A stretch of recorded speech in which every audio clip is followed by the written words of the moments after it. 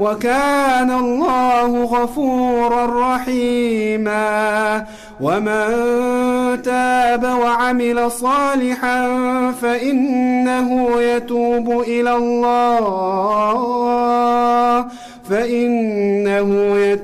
إلى الله متابا. والذين لا يشهدون الزور وإذا مروا باللغو مروا كراما. والذين إذا ذكروا بآيات ربهم لم يخروا عليها صما وعميانا.